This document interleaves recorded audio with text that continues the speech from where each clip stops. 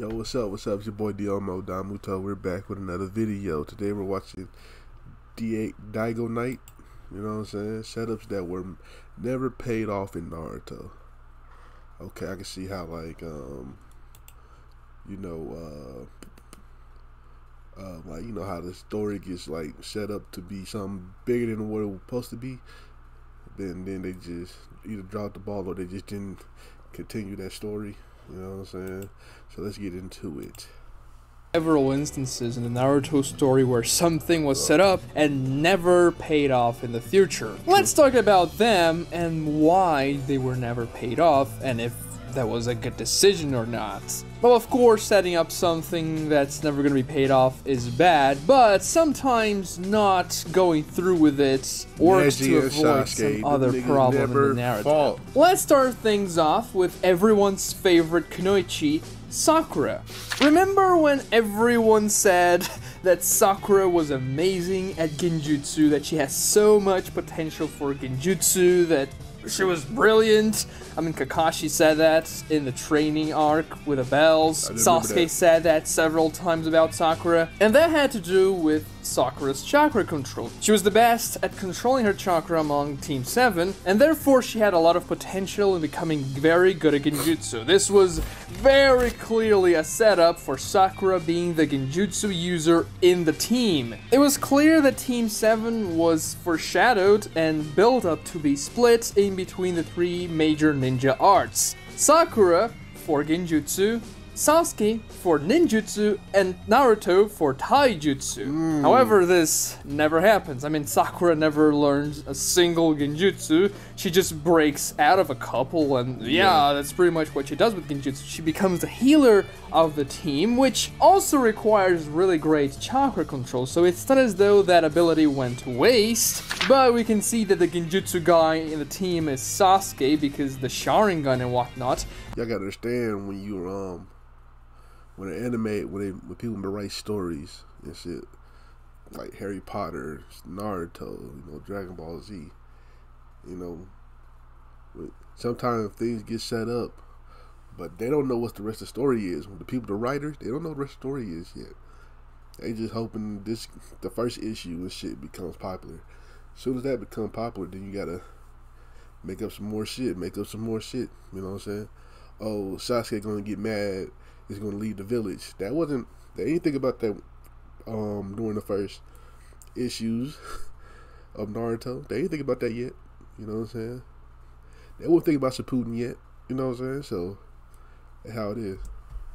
And I don't think that's a bad idea. Of course Sasuke should be good at genjutsu because that's the entire Uchiha shtick. However, giving Sakura some type of genjutsu would have been good, especially because she was so heavily foreshadowed to be this genjutsu prodigy, that not giving her anything up until the end of the story doesn't make much sense, especially because everyone always wanted Sakura to be stronger. And she should have been more powerful than what she ended up being because, yes, she is in the main team of the series. She should be more relevant in terms of her character and strength. And that just never happened. She's very Continuing strong. with Sakura and promises that were never paid off, well, we have Sakura's inner self, which was a very funny gimmick that Sakura had in part 1 of the series. Her inner self was always contradicting her thoughts or reinforcing them.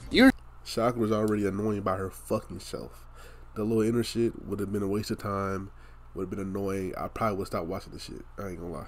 Usually for comedic relief, but in the Sakura versus Ino fight, which a lot of people hate, and I don't really get it because it's a fine fight, man. I mean, it's alright. In that fight, Sakura uses her inner self to essentially expel Ino from her consciousness, and that actually allows Sakura not to lose the fight. The fight ties in the end, but still, she would have lost if not for the inner self. And you could say, yeah, they came out of left field, and sure, it kinda did, but Naruto did motivate Sakura as well. So that also helped Sakura's inner self to break her out of Ino's jutsu. And that is never used again. Sakura never uses her inner self for anything else other than just comedic relief. And in Naruto Shippuden, she just stops using it. The inner self kind of vanishes from the story entirely. Which is sad because honestly, that was one of my favorite aspects about Sakura's character. Now let's move on to a fight that was teased to no end, but we never got it. Sasuke versus Neji in the Chunin exams. Neji and Sasuke were both said to be the prodigies of their era. They were both from very prestigious clans and talented ninjas. And they were always compared, essentially. Whenever someone talked about Neji, they talked about Sasuke and vice versa during the...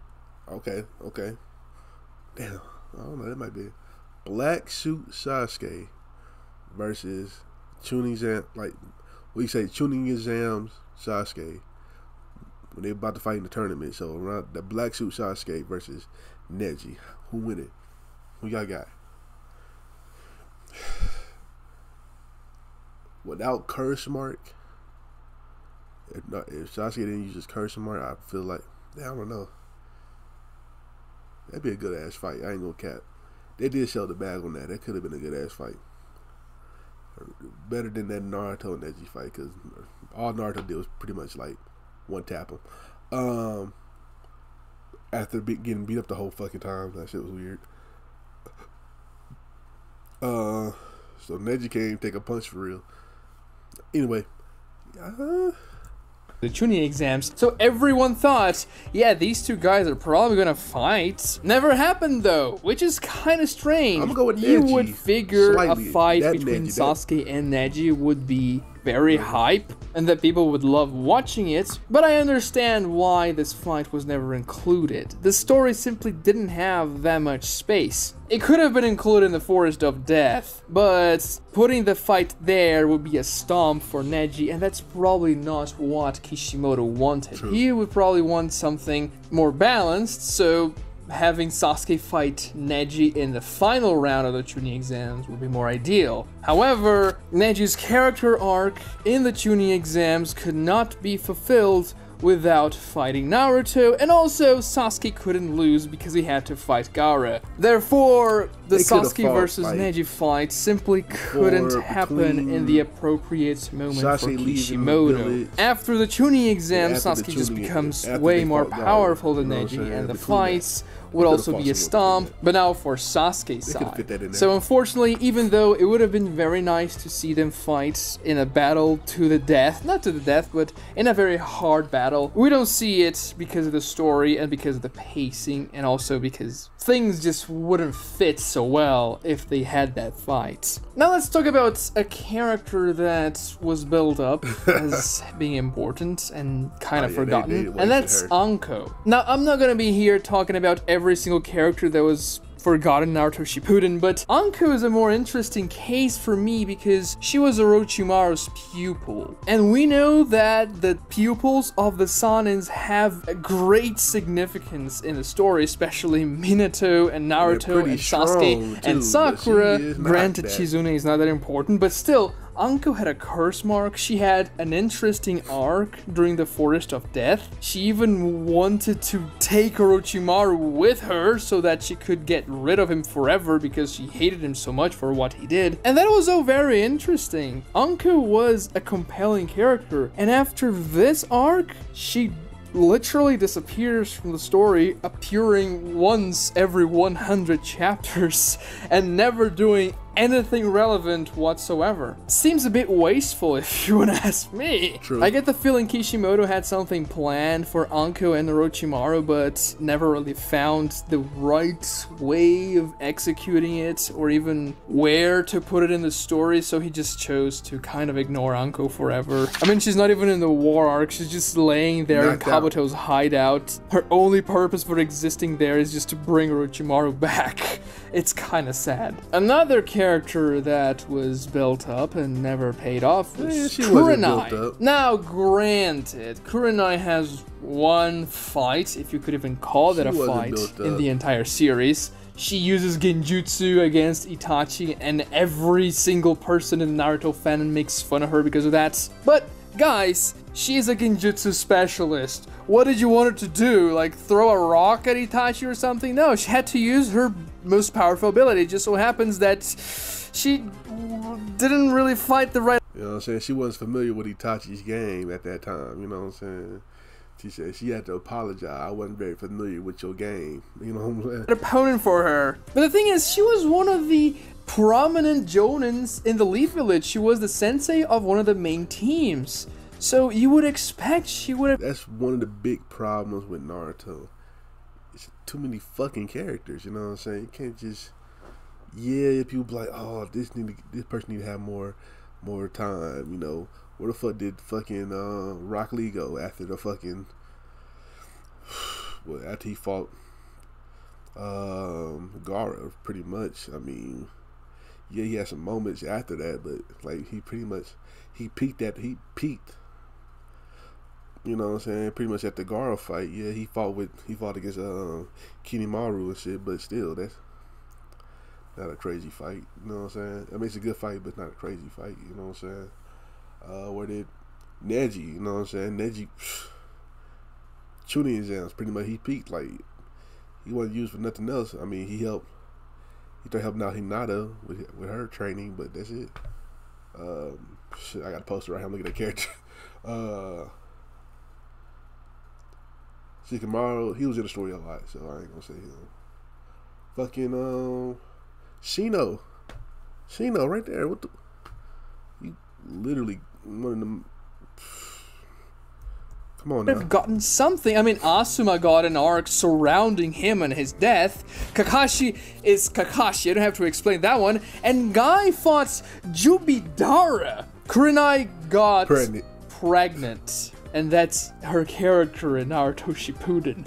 She doesn't do anything other than having a baby, which is great. Don't get me wrong, that could have happened, and I'd be grateful for, you know, having more kids in the Naruto-verse and an interesting story about the new generation, but she doesn't get anything to do. She is just there. Why doesn't she go to the war? I mean, you would figure Kurenai would want to protect her child, so she would want to fight the war because, yeah, man, it's important. That's the lesson Asuma was teaching. Protect the king. The king is the next generation. And Kurenai just sits there and does nothing. She's strong, but she ain't pretty sad. I mean, she was a genjutsu specialist, something crazy. We literally never see again. The only time we get a glimpse of how a genjutsu specialist may fight is in that fight against Itachi, which is a really bad example. And let's move on to Naruto Shippuden. With the Akatsuki. Yeah, the Sharingan really took over the show. It really did take over the show. The Sharingan, the Rinnegan really took over the show. It just, once they started going deep and deeper into the Sharingan and the Rinnegan and shit like that, it did take over the show. You know what I'm saying? That's a fault. Which is, I mean, everybody loved the Sharingan, you know what I'm saying, the Uchiha clan, but it has its faults of being too overpowered. You know what I'm saying?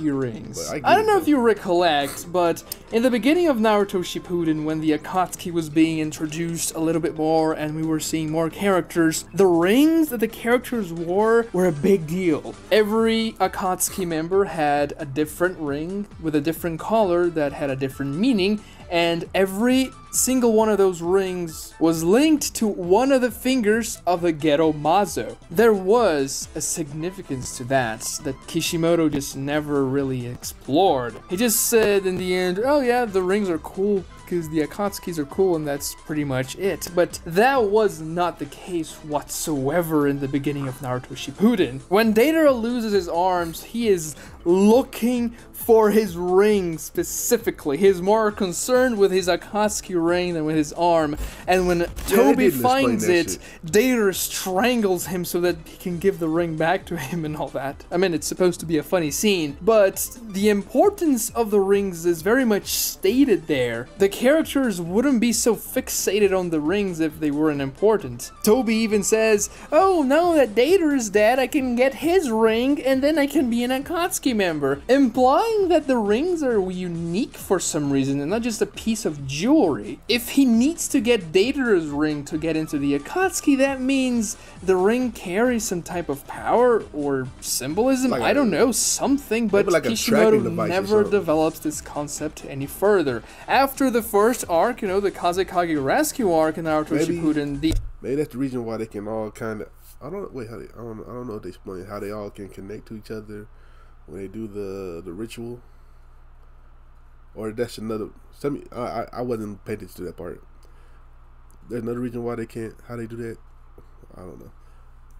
Maybe these rings are just forgotten, and now they're just an accessory that the Akatsuki members have. Their importance is never bring up again, and I think it's kind of a shame because there was probably something cool Kishimoto was cooking up with those. Though he may have thought that in the end of the day, the concept of the rings wasn't that important, and it wouldn't be that impactful for the entire narrative, so he just dropped it and said, yeah, the rings are just the symbol that you were an Akatsuki member, and that's pretty much it. Now let's talk about a rivalry that was never paid off, really. Neji versus Rock Lee. They were set up to be these rivals ever since the Chunin exams. I mean, Rock Lee's objective was to defeat Neji Hyuga to show him that hard work beats natural talent. Now, a lot of people say that this is the core theme of the Naruto series, and it is not. It is just one of the themes specially connected to Rock Lee, but hard work beating natural talent is by no means the entire theme of the series. However, the rivalry between the characters was definitely set up, and a fight between them was set up as well. I mean, it didn't have to be a fight between enemies, but seeing the two characters fighting to see who's more powerful would be very satisfying. And yet, they never did. I mean, let's be real, Neji and Rock Lee got a very poor treatment in Naruto Shippuden. Lee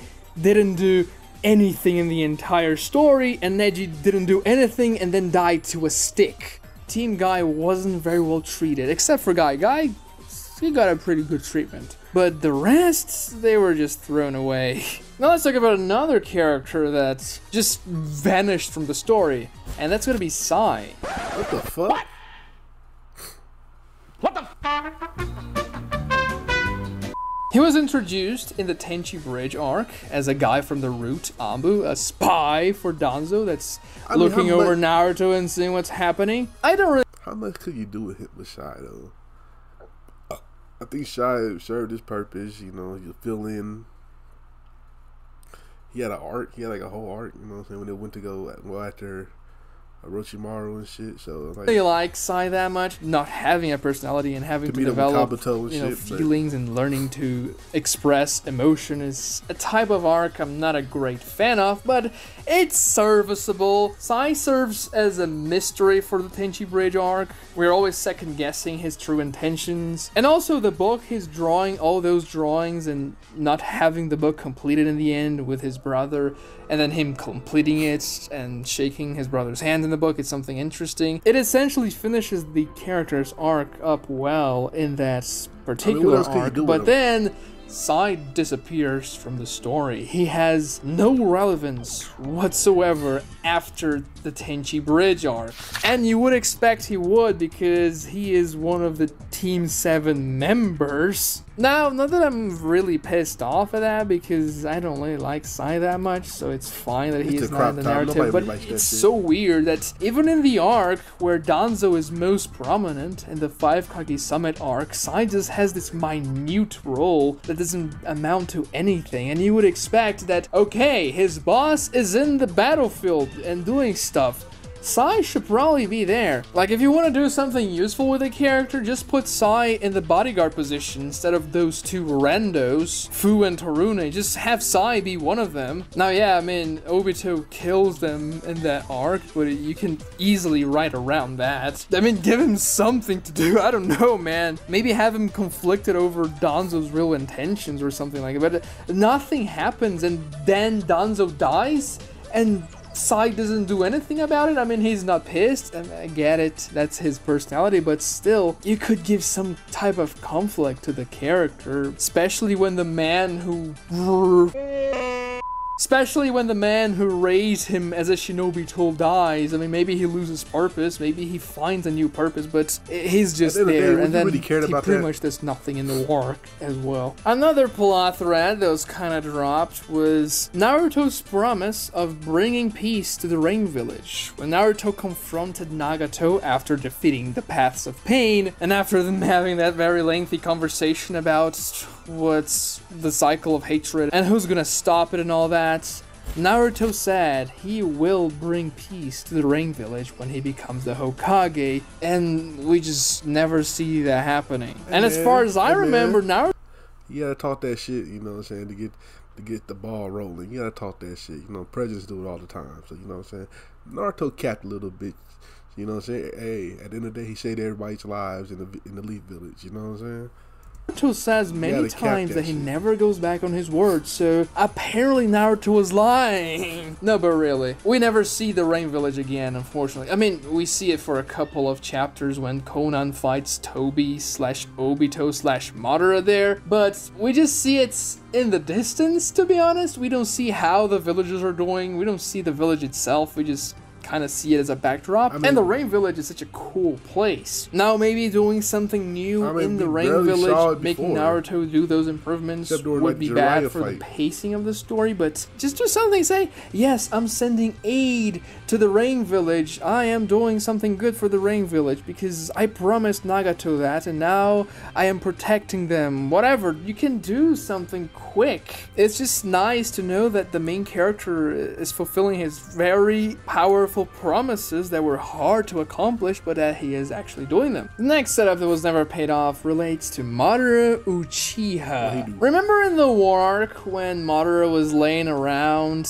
was just kind of watching Naruto and Sasuke fight Obito and all that, and every time something came up, he said, I still have my trump card. He threw that around all the time. Madara's trump card. What was Madara's trump card? Like, we never saw the trump card. Now, one could say Madara's trump card was using Black Zetsu to make Obito use the Rinne Tensei on Madara to revive Madara, and that's something Madara actually does, but fails because Obito manages to overpower Black Zetsu and he becomes the Jinchuriki of the Ten Tails instead. But you would expect that whenever Madara used his trump card, he would say, yes, now I'm using my trump card, and not just leave the audience guessing. And honestly, Black Zetsu being the trump card, I don't like that one bit, if that was Kishimoto's intention. Now, maybe you could say Limbo was Madara's trump card, but he couldn't use Limbo when he was in his Edo Tensei state, and he was talking about the trump card when he was in the Edo Tensei state, so clearly the trump card was either something really bad, like the Black Zetsu thing, or